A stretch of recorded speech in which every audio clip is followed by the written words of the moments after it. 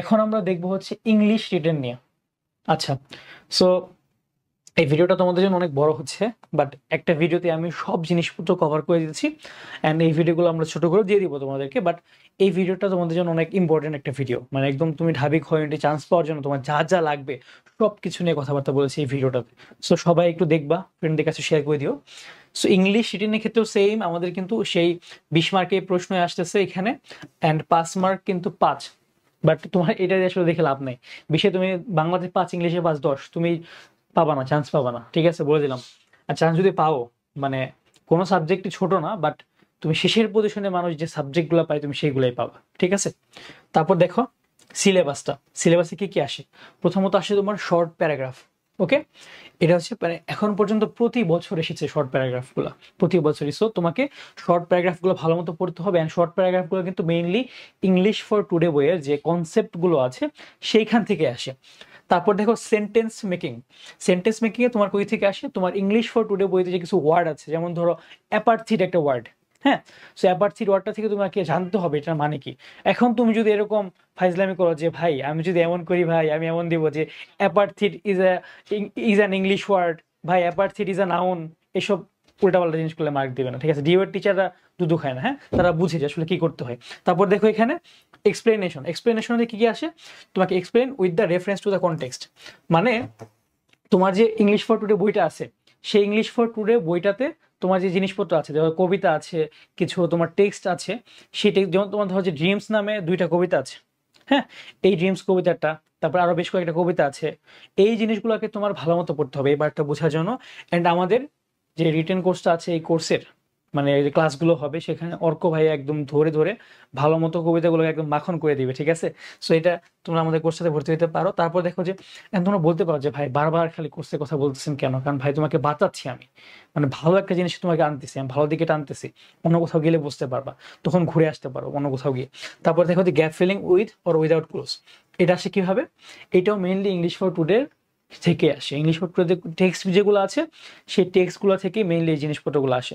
তোমাকে English for today বইটা একদম ভালো মতো পড়ে ফেলতে হবে। অ্যান্ড একটা মজার ব্যাপার বলি, আমি যখন অ্যাডমিশন টেস্ট দিলাম ঢাবি খ, আমি কিন্তু কোনো গ্রামার কিচ্ছু পড়ি নাই। এর মানে এই না যে আমি গ্রামারটা আমার কিছু পারতাম না, মানে আজীবনে পড়ি নাই এটা বলতেছি না, আগে পড়েছি, বাট অ্যাডমিশন টাইম এসে কিন্তু পড়ি নাই। সো ইংলিশ ফর টুডে বইটা আমি জাস্ট পড়েছি অ্যাডমিশন টাইমে। অ্যান্ড বিশ্বাস করো ভাই, মানে বিশ্বাস করেন রাসেল ভাই, মানে জিনিসটা হচ্ছে এমন যে একদম 90% এখান থেকে কমন আসে, ঠিক আছে। সো তুমি অবশ্যই এই বইটাকে ভালো মতো পড়বা। তারপর দেখো ট্রান্সলেশন যেটা আছে, ট্রান্সলেশনও ইংলিশ ফর টুডে বই থেকে আসে ম্যাক্সিমাম টাইমে। মানে এই বইটা বাইবেল, মানে ডিউবি এর জন্য। এটা হইতে পারে যে ডিউএর টিচাররা একটু অলস, তাই তারা একটা বই থেকেই করে। তারপর দেখো রিঅ্যারেঞ্জিং, এইসব ব্যাপার বাইরে থেকে আসতে পারে, বাট ম্যাক্সিমাম এগুলো নর্মালি আসে না। এই যে আমাদের স্টার মারাগুলো একটু পরে আমরা অ্যানালাইসিস করবো, তখন দেখতে পারবো যেগুলো বারবার আসতেছে। কম্প্রিহেনশন আসতে পারে, তোমরা দেখো যে কম্প্রিহেনশন কোনগুলো তোমার জীবনে দেখা সবচেয়ে মানে বিরক্তিকর কোয়েশ্চেনগুলো। প্রথমে হচ্ছে তোমার একটা টেক্সট দেওয়া থাকবে, তারপর এখান থেকে ধরে ধরে দাগায় দাগায় বের করতে হবে, দোয়া করো যাতে এটা না আসে, অনেক টাইম খায়। বাট মজার ব্যাপার হচ্ছে কম্প্রিহেনশন আসলেও ইংলিশ ফর টুডে বই থেকে আসবে, ঠিক আছে। তারপর দেখো পাংচুয়েশন, এগুলো নর্মালি আসে না। Changing and transformation of sentences, এগুলো বাচ্চাকালে পড়া, এগুলো নর্মালি আসতে চায় না, মানে আসে না। আসলে আমরা একটু দেখি আসলে। তো জেনারেল গাইডলাইন্স আছে এখানে, অনেক ইংলিশ লেখা টাকা দেখে ভয় পাও না, আমার একটা ফ্রেন্ড বানাইছিল এই স্লাইডটা অনেকদিন আগে, সো এটাকে ওকে মানে সম্মান করে আমি এটা ইউজ করতেছি এখনো।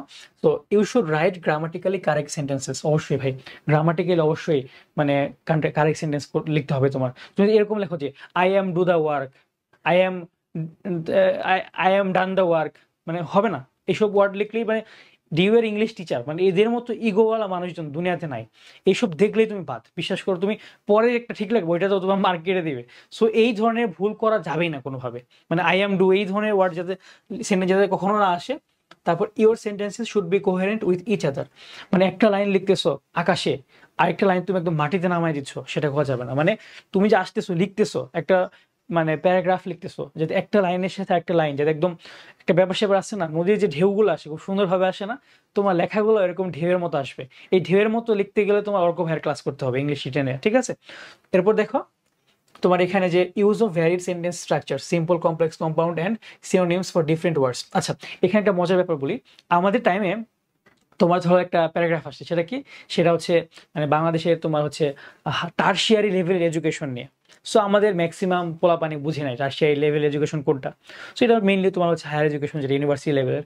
সো আমি কিন্তু যখন এটা প্যারাগ্রাফ লেখা শুরু করছি, আমি যখন প্রথমে লিখছি প্রথম লাইনটা যে হ্যাঁ টারশিয়ারি লেভেল এডুকেশন কোনটা এটা বুঝাইলাম, তারপর বলছি যে Dhaka university was the harbinger for the tertiary level education in Bangladesh. এই যে একটা ওয়ার্ড হারবিঞ্জার, অগ্রদূত, মানে তারাই শুরু করছে ফার্স্ট।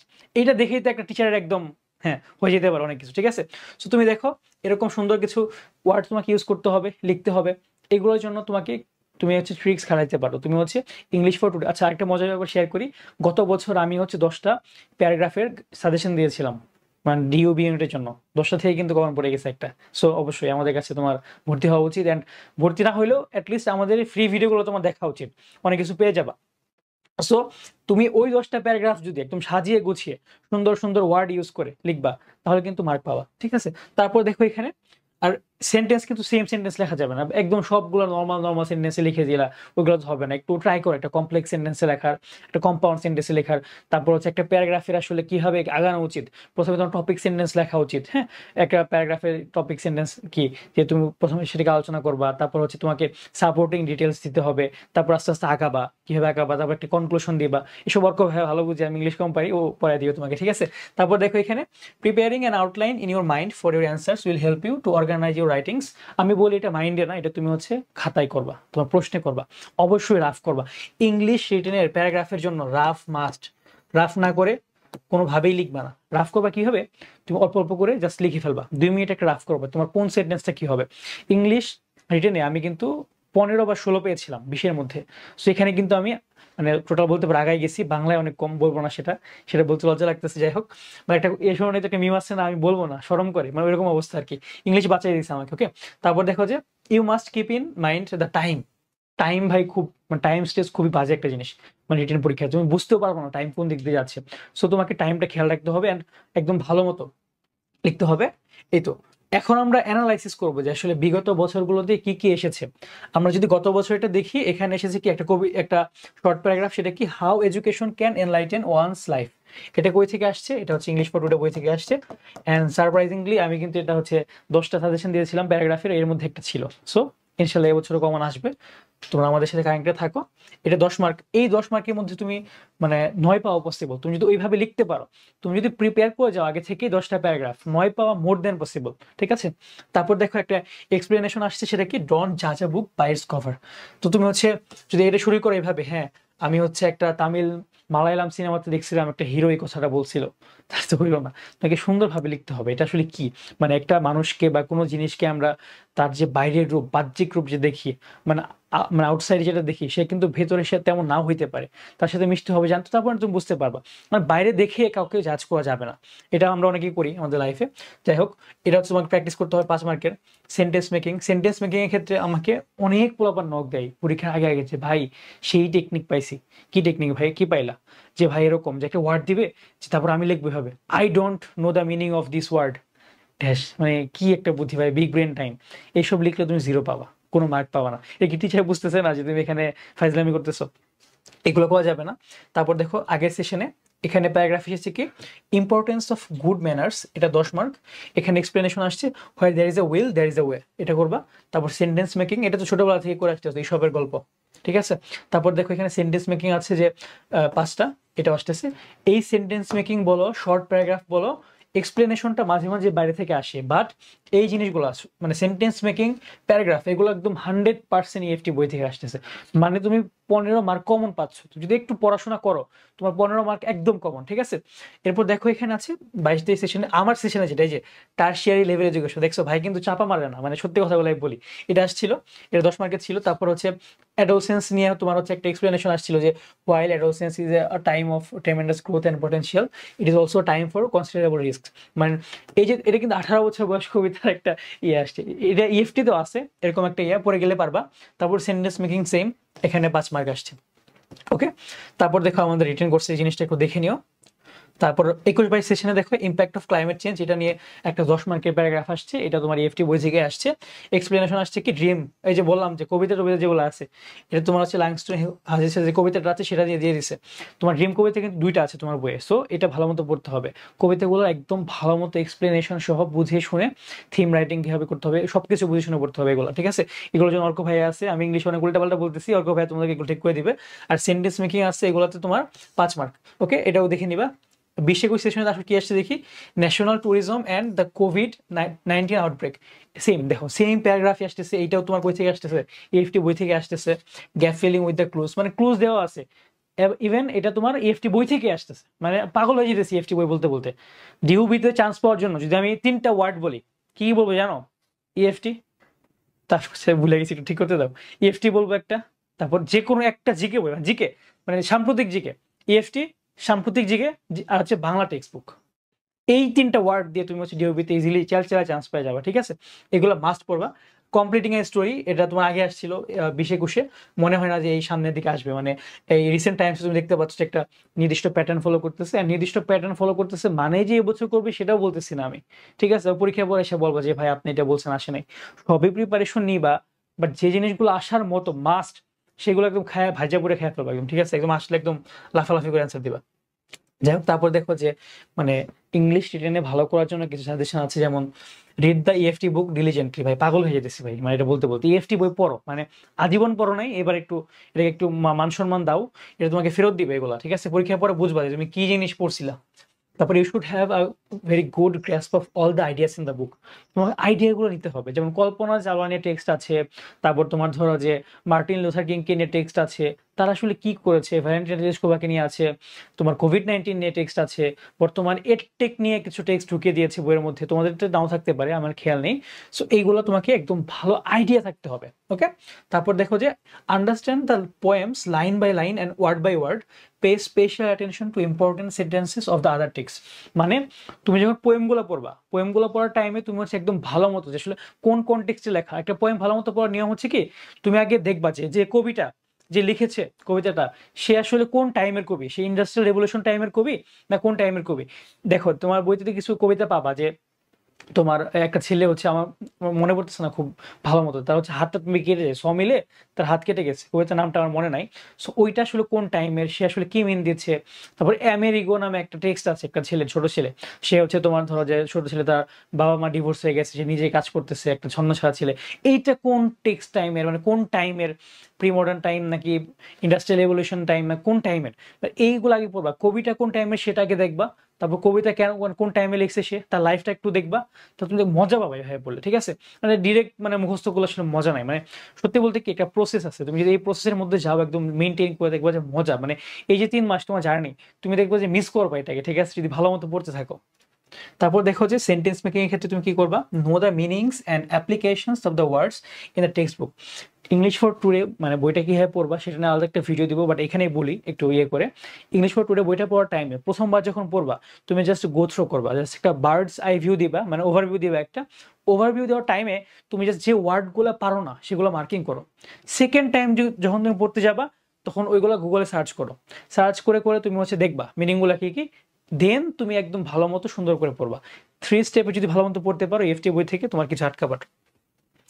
আর কিছু অ্যাডভাইস আছে এখানে, যে learn the basics of English grammar. এটা আসলে 3 মাসে খুব টাফ সত্যি বলতে, বাট ইম্পসিবল না।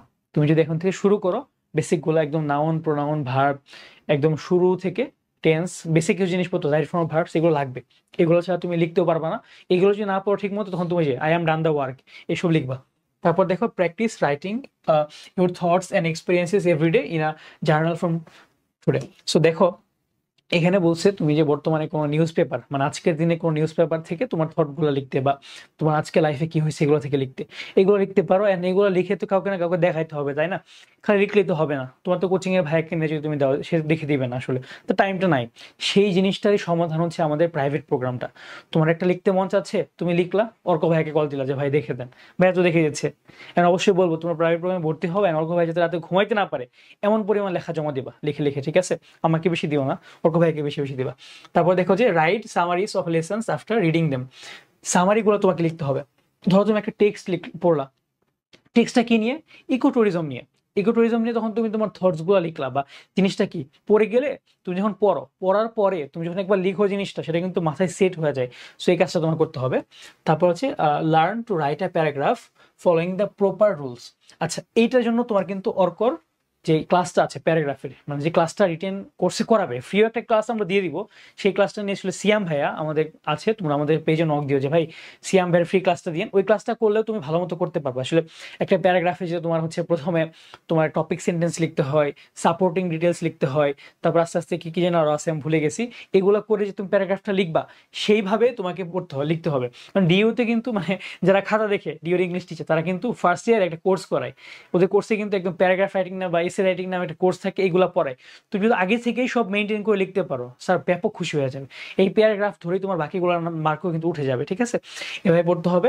দেন check your writing and find the grammatical, তারপর সিনটেন্টিক্যাল অর অর্গানাইজেশনাল ইরর্স। মানে এখানে তোমার গ্রামাটিক্যাল যে ইরর আছে, তারপর তোমার অর্গানাইজেশনাল যে ইররগুলো আছে, মানে তোমার গ্রামাটিক্যাল কি ভুল করতেছো, অর্গানাইজেশনাল কি ভুল করতেছো, ওয়ার্ডে কি ভুল করতেছো, মানে তারপর তোমার ধরো যে অ্যাপ্লিকেশনে কি ভুল করতেছো, সব কিছু একদম তোমাকে বুঝে বুঝে মানে দেখতে হবে। সো এটা কিন্তু তুমি করতে পারবে না, এটা চ্যাট জিপিটিও ভালো মতো করতে পারবে না। এটার জন্য তোমার লাগবে কি, তোমার হচ্ছে মানে তোমার একটা ভাইয়াকে লাগবে যে তোমাকে গাইড করবে, বা তোমার একটা ভালো ফ্রেন্ডকে লাগবে, বা তোমার বড় ভাই, তোমার আপন ভাই বোনও হতে পারে, বা তোমার আব্বু আম্মু হতে পারে, যারা ইংলিশ বাংলা টিচার, বা যারা হচ্ছে এরকম মানে অভিজ্ঞ, যারা হচ্ছে পারে, যারা দেখেছে এসব। হ্যাঁ, তারপর হচ্ছে receive feedback from experience teachers and incorporate the updates in your writing. আচ্ছা, এখানে তো এই কথাটাই বললাম যে তুমি কারো কাছ থেকে নিবা, মানে বুঝে বুঝে আগে জানবা যে আসলে তোমার কি ভুল হচ্ছে। অ্যান্ড শুধু জানলেই হবে না, সেটাকে তোমার মাথায় ঢুকাইতে হবে, ঠিক আছে? তা না হলে কিন্তু লাভ নেই। আজকের যে ভুল করতেছো, মানে আগামীকাল সেই ভুলটা করা যাবে না, ঠিক আছে? সো আজকে এভাবেই তুমি যদি 20টা বা 10টা প্যারাগ্রাফ লিখো, তুমি কিন্তু কোনোভাবেই ভুল করবে না সামনে। অ্যান্ড আমি গত বছর আমার যে রিটেন কোর্স ছিল, সেখানে কিন্তু আমাদের একটা স্টুডেন্ট ছিল, আমি তার নাম বলবো না এখন, সে হচ্ছে বর্তমান ঢাকা ইউনিভার্সিটি লতে পড়তেছে। সে শুরুতে অনেক বাজে লিখতো, বাট সে আমাকে ব্যাপক লেখা দিত, মানে একটু পর পর মাঝে মাঝে আমারও মনে মনে মনে হতো, আরে শালা যদি চান্স না পাই, ভালো ডিপার্টমেন্টে খবর আসছে ওর। পুরো ও রেজাল্ট দিচ্ছে, আমাকেও কল দিচ্ছে, ভাই আমার তো লতে আসছে, আলহামদুলিল্লাহ ভালো পজিশন, টপ 50। সো তুমি যদি শুরু করো প্র্যাকটিস, মানে ডিটারমিনেশন থাকলে এভরিথিং ইজ পসিবল, ঠিক আছে? So all the best. আমাদের ইংলিশ রিটেন নিয়ে যত কথাবার্তা ছিল সব জানলাম আমরা।